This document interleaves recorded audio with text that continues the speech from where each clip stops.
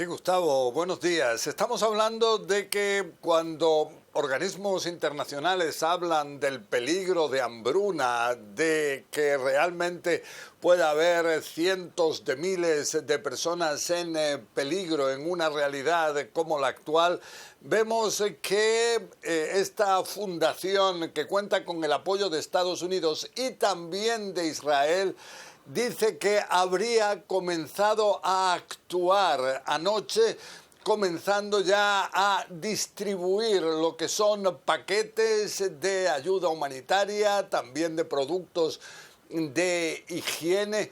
Y esto cuando se trataría de una primera zona de reparto que está con un perímetro de seguridad de tropas israelíes. Se trata de una fundación donde también hay hombres armados que pertenecen a esta fundación, no son israelíes, pero también estarían garantizando la seguridad. Afirman en esta fundación que la intención es ir aumentando estos días de forma exponencial lo que es esta ayuda en el interior de Gaza y permitir así que inclusive esta semana ya cientos de miles de personas puedan tener esta ayuda humanitaria. Pero, ¿qué es lo que pasa? Primero, no tenemos todavía ninguna demostración clara de que realmente esta ayuda ha comenzado a llegar a la población. Y segundo, vemos que organismos internacionales y también en el otro lado Hamás se oponen claramente a esta distribución. Lo que dicen en las Naciones Unidas es que tiene que haber una entrada sin ningún tipo de condicionamiento de la ayuda humanitaria al interior de Gaza, de manera que pueda llegar a toda la población, que la población no tenga que desplazarse a estas zonas de reparto. Vemos que de su parte en Hamás ellos llaman a la población a no cooperar con los israelíes, dicen, y esto es interpretado por la propia fundación, de que se trata al fin y al cabo de una amenaza de muerte a aquellos que se atrevan a acercarse a estas zonas controladas en su perímetro por el ejército israelí. Lo que dice de su parte Israel es que este método es necesario para repartir esta ayuda humanitaria, porque lo que ha ocurrido hasta ahora es que cuando han entrado camiones al interior de Gaza, han sido las milicias de Hamás las que se han hecho con el control de estos camiones, luego han revendido estos materiales humanitarios, estos alimentos a la población a precios realmente desorbitados, y este ha sido hasta ahora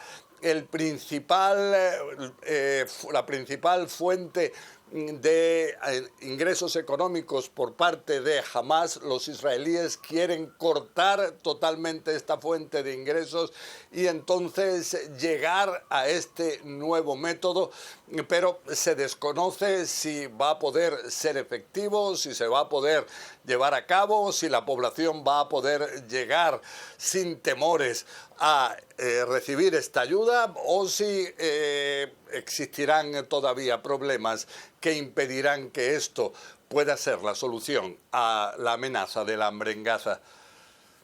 Gustavo.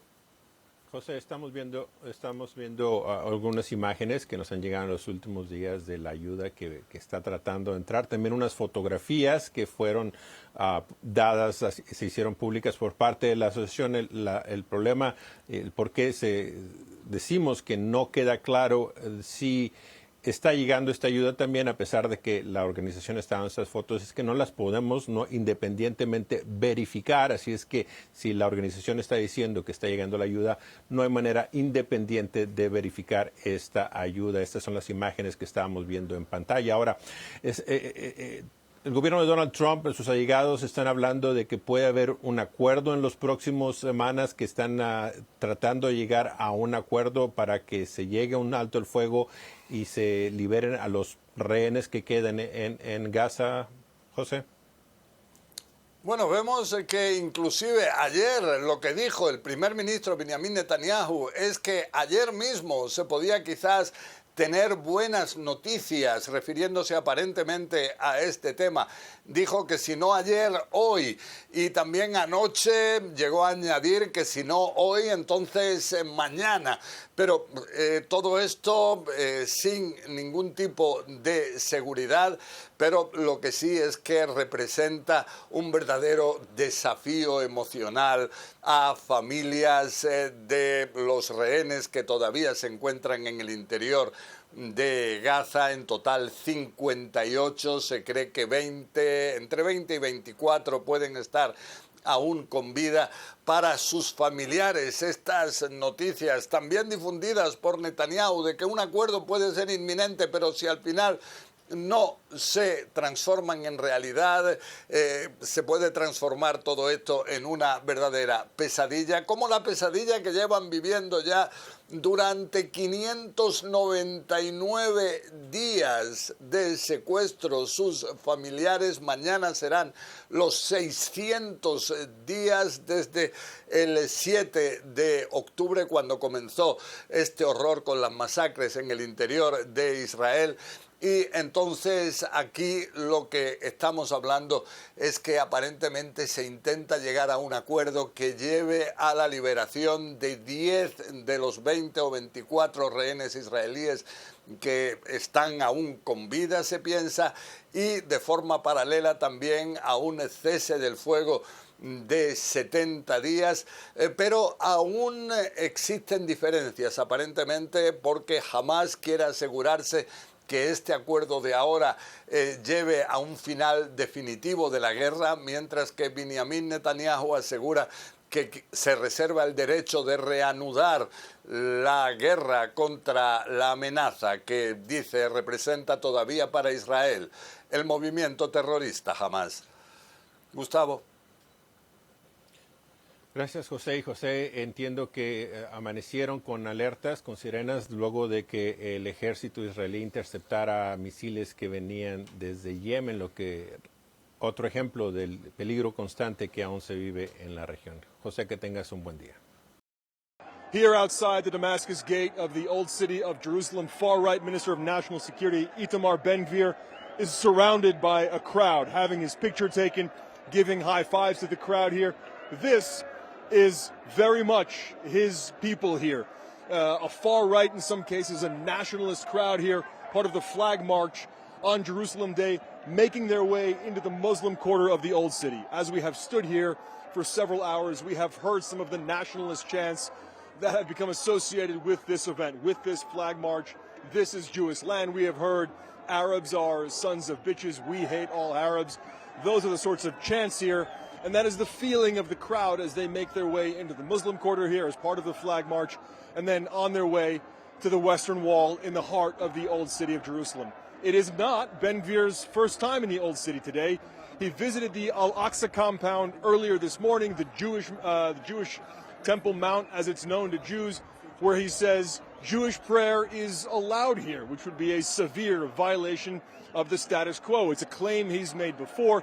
It is clearly a position he has openly pushed, and Israeli Prime Minister Benjamin Netanyahu's office has had to push back on that repeatedly, saying there is no change to the status quo, but that is very much what he has pushed, and that's what we've seen pushed here by this crowd. There was a flag here earlier today that said 1967, Jerusalem in our hands, referring to the Six-Day War when Israel seized the old city of Jerusalem and East Jerusalem itself.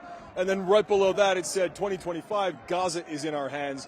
This crowd very clearly in favor of the reoccupation and the resettlement of Gaza. We have seen also a heavy police presence around Jerusalem Day here trying to control this crowd. We have seen several people taken away.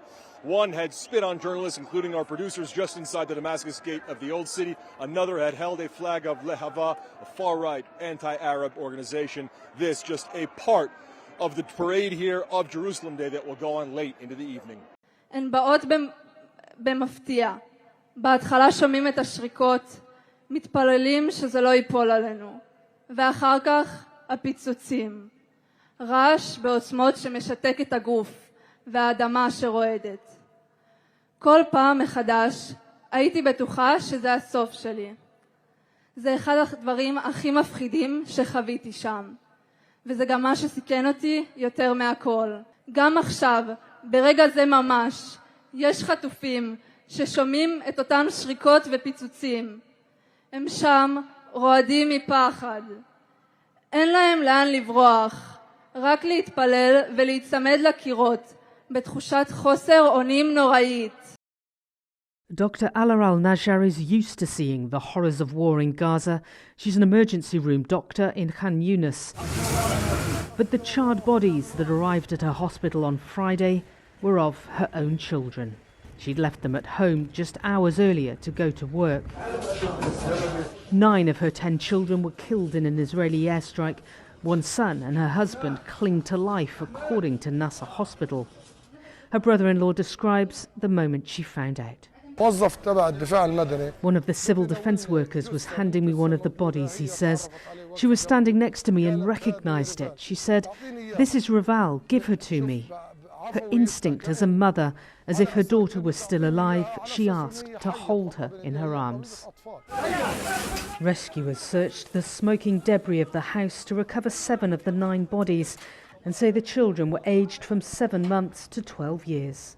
Family says the 10 children were at home when Dr. Najjar's husband Hamdi dropped her off at work, then went to find food for them all.